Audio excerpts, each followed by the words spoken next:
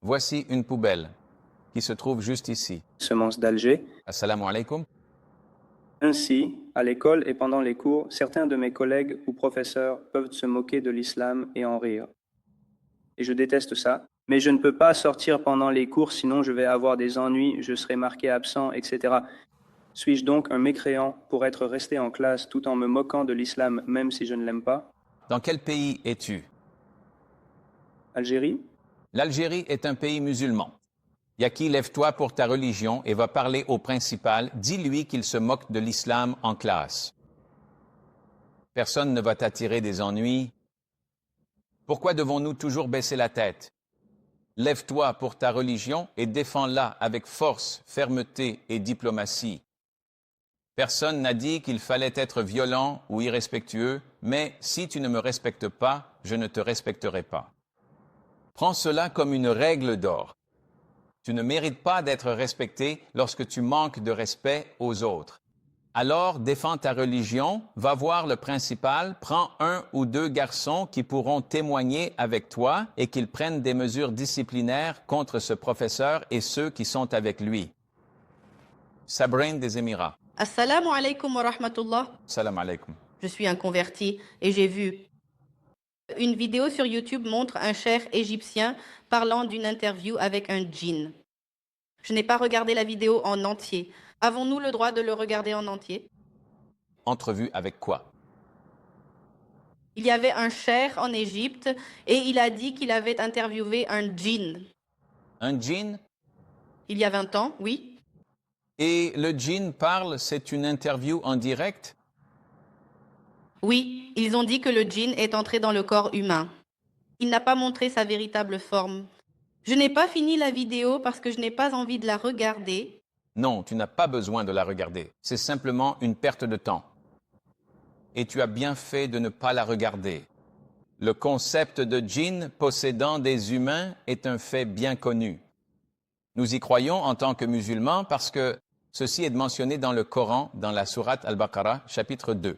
C'est mentionné dans la Sunna, c'est mentionné par les salafs. Nous n'avons aucun problème avec cela, mais exagérer et amplifier cela à ce point jusqu'à faire une interview avec le djinn. Alors, comment tu t'appelles? Je m'appelle Jinni Untel. Alors, depuis combien de temps es-tu dans le corps de ce garçon? J'y suis donc depuis 3 ans, mais nous ne sommes pas seuls. Nous avons Monsieur Max et Monsieur Untel. Qu'est-ce que c'est? Non, c'est complètement faux. Ce n'est pas réel. Tout cela est fictionnel et inventé, mais nous croyons au concept lui-même.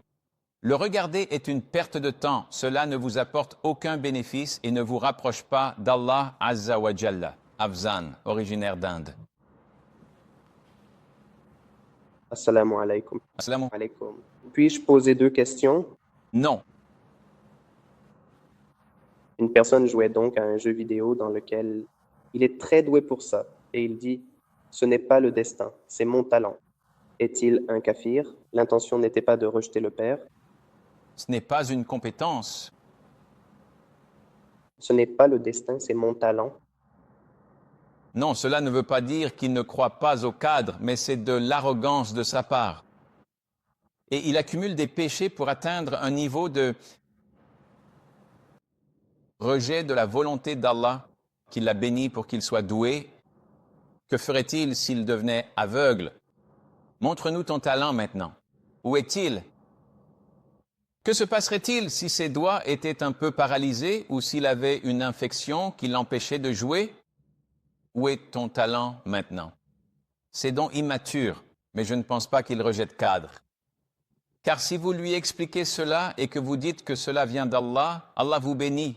Il dit non, pas d'Allah, mais de mon propre travail. C'est du koufr et Allah c'est mieux. Omar d'Allemagne. Assalamu alaikum wa rahmatullahi wa barakatuh, Sheikh. Alaykum assalamu alaykum wa barakatuh. Sheikh, ma question concerne le hadith selon lequel les sahaba ne se sont jamais penchés ni n'ont bougé jusqu'à ce que le prophète lève ou pose la tête. Ils se prosternèrent donc après le prophète.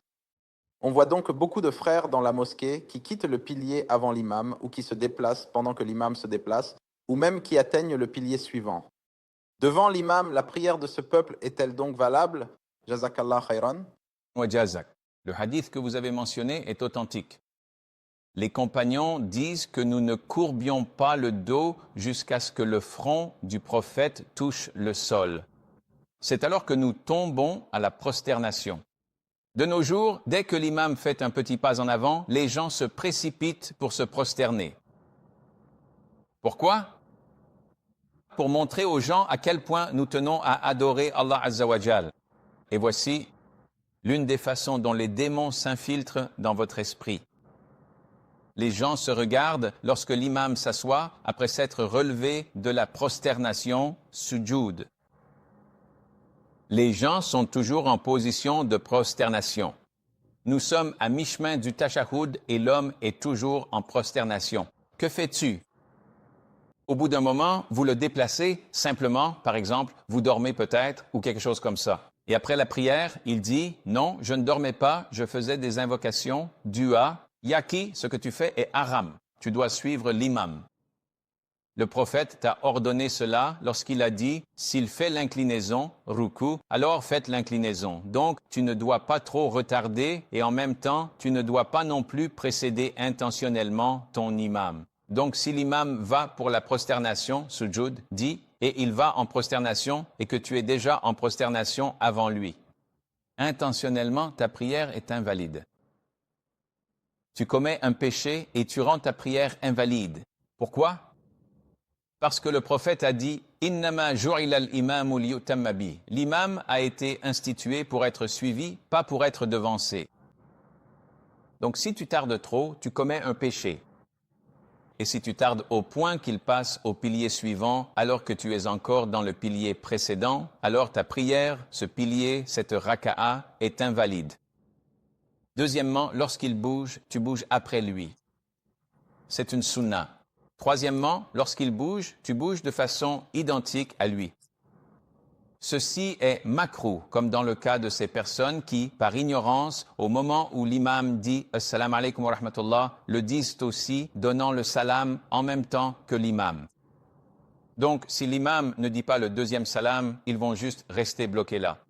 D'accord, qu'est-ce qu'on attend? Ce n'est pas correct. Tu dois donner ton salam après que l'imam ait terminé le salam vers la gauche. Ensuite, tu commences. La quatrième catégorie concerne ceux qui précèdent l'imam et le devancent intentionnellement. Cela invalide leur prière.